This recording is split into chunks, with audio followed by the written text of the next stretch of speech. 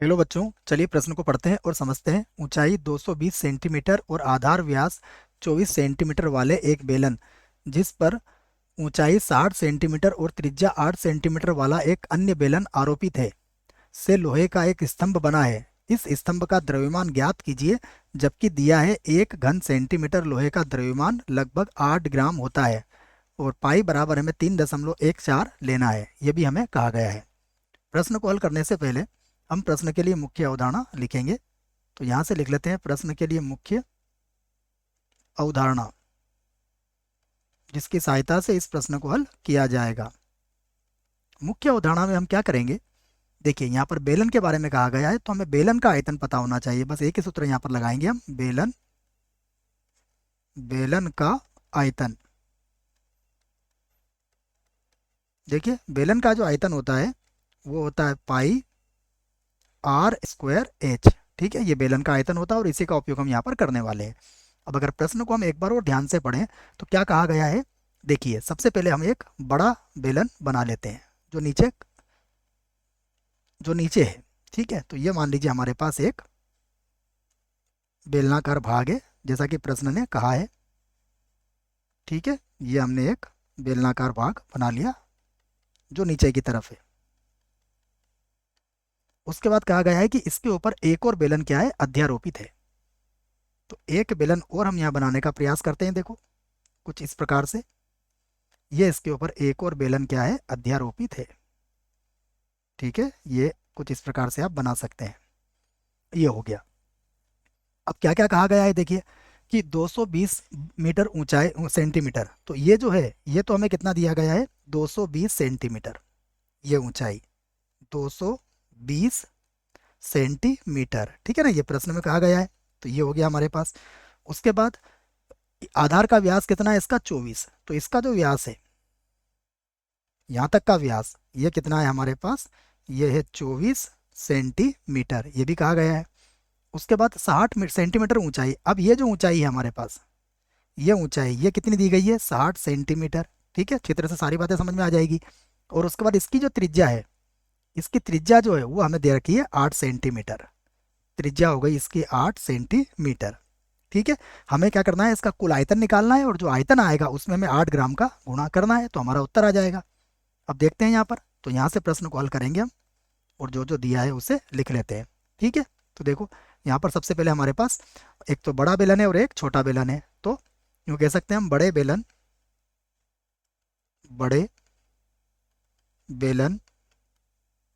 की ऊंचाई, बड़े बेलन की ऊंचाई। देखिए बड़े बेलन की ऊंचाई को हम किससे व्यक्त कर देंगे, H1 से। तो बड़े बेलन की ऊंचाई हमें कितनी दी गई है, ये दी गई है 220 सेंटीमीटर। ठीक है, फिर लिख लेते हैं बड़े बड़े बेलन की त्रिज्या। बड़े बेलन की त्रिज्या, इसको मैं किससे व्यक्त कर देता हूँ, R1 से। तो देखिए बड़े बेलन का व्यास हमें कितना दिया गया है, 24। तो 2 का भाग लगा देंगे, तो ये हो जाएगा 24/2, अर्थात कितनी हो जाएगी, 12 सेंटीमीटर। ये आ गई हमारे पास। अब छोटे बेलन की, तो यहाँ से लिख लेते हैं हम छोटे बेलन बेलन की ऊंचाई।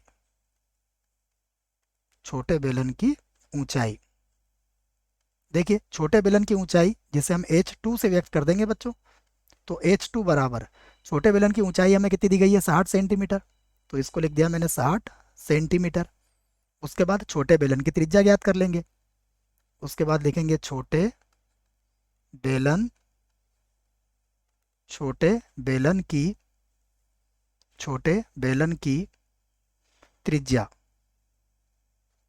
छोटे बेलन की त्रिज्या जो क्या होगी, R2 से व्यक्त कर देंगे इसको। तो R2 बराबर, ये हमें दिया हुआ है 8 सेंटीमीटर, ये हो गया 8 सेंटीमीटर। ठीक है, तो ये जो जो दिया गया है हमने सब लिख लिया है। अब मैं क्या कह सकता हूँ, देखिए क्या बना है हमारा, लोहे का स्तंभ। तो लोहे के स्तंभ का आयतन हम ज्ञात कर सकते हैं। तो लिख देते हैं लोहे के स्तंभ का आयतन यहाँ से। तो अतः लोहे के लोहे के, ठीक है, यही कहा गया है, लोहे के स्तंभ, लोहे के स्तंभ का आयतन,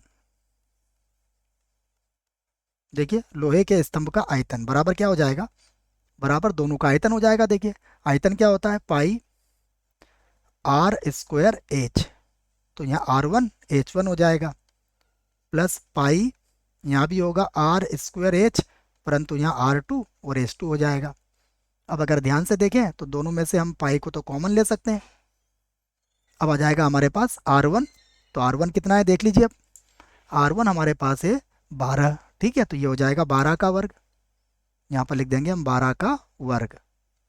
और H कितना है हमारे पास, H1 कितना है 220, तो इसको लिख देंगे 220, तो गुणा में आ जाएगा, या फिर कोष्टक लगा के भी लिख सकते हो 220, प्लस R2 कितना है हमारे पास, देखिए R2 हमारे पास है, R2 का मान है 8, तो इसको लिख लेंगे 8 का वर्ग,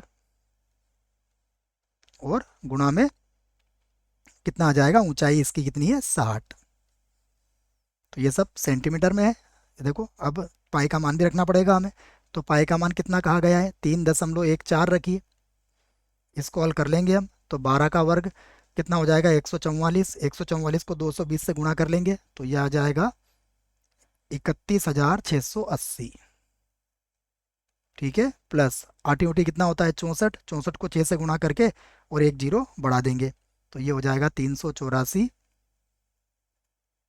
384 और एक जीरो इसमें बढ़ जाएगी, ठीक है। अब हम इसे जोड़ लेते हैं, तो ये हो जाएगा 3.14 और गुणा कर लेंगे, इसको जोड़ लेंगे, तो ये हो जाएगा 3 5 5 2 जीरो, ठीक है, 0 0 और 8 और 4 12 के, तो आराम से जोड़ सकते हो आप। अब मैं इसका गुणा करके भी यहाँ से लिख देता हूँ, तो जब इसका गुणा करेंगे तो ये कुछ इस प्रकार से आ जाएगा, देखो ये आ जाएगा हमारे पास एक एक, ठीक है बच्चों, अच्छे से गुणा होना चाहिए ये, फिर से आ जाएगा एक, उसके बाद आ जाएगा 532 या 532, 532 और दशमलव, ये आ जाएगा 8, ठीक है, और ये किस में आ जाएगा, घन सेंटीमीटर में, ये आ गया हमारे पास। लेकिन हमसे ये नहीं पूछा गया है, हमसे पूछा गया है लोहे का आयतन, ठीक है, तो लोहे का आयतन लिख देता हूँ मैं यहाँ से, अतः लोहे का आयतन, ठीक है बच्चों, लोहे का द्रव्यमान पूछा है ना, एक बार मैं पढ़ लेता हूँ, और हाँ लोहे का द्रव्यमान, यहाँ लिख देते हैं हम, लोहे लोहे का द्रव्यमान, द्रव्यमान, ठीक है, ये हो जाएगा लोहे का द्रव्यमान। तो लोहे के द्रव्यमान के लिए हम क्या करेंगे, इसको 8 से गुणा कर लेंगे, तो ये हो जाएगा एक, फिर से एक, फिर से आ गया एक, 5 3 2 दशमलव कितना हो गया 8, और इसको मैंने किससे गुणा कर लिया 8 से, तो भी आ जाएगा हमारा ग्राम में, ठीक है, तो इसको भी गुणा कर लेते हैं हम आसानी से, तो ये हो जाएगा हमारे पास 8 9 8 9, उसके बाद 2 2 2 2 और 6 2, और दशमलव कितना हो जाएगा, दशमलव आ जाए लगा देंगे हम लोग यहाँ पर 4, ठीक है, 8 उठी 64 का ये 4 हो जाएगा बच्चों, ठीक है, और ये किस में आ जाएगा, ग्राम में। हम चाहें तो इसको किलोग्राम में बदल सकते हैं, अगर किलोग्राम में बदलना है तो हमें क्या करना पड़ेगा, इसको 1000 से भाग लगाना पड़ेगा, और नहीं बदलना चाहते हो तो आपकी मर्जी, अगर 1000 से भाग लगाते हो तो 3 संख्या के इधर आ जाएगा दशमलव, तो ये हो जाएगा 892, ये हो जाएगा 892.26 262, ठीक है ना, भले 4 हटा दो आप, तो अब ये किस में आ जाएगा, किलोग्राम में, आप यहाँ लिख सकते हो किलोग्राम, और ग्राम में भी उत्तर दे सकते हो। तो ये हमारे प्रश्न का क्या है, उत्तर है, यहाँ लिख देता हूँ कि हमारे प्रश्न का उत्तर आ चुका है। आशा करता हूँ बच्चों प्रश्न का उत्तर समझ में आया होगा, धन्यवाद।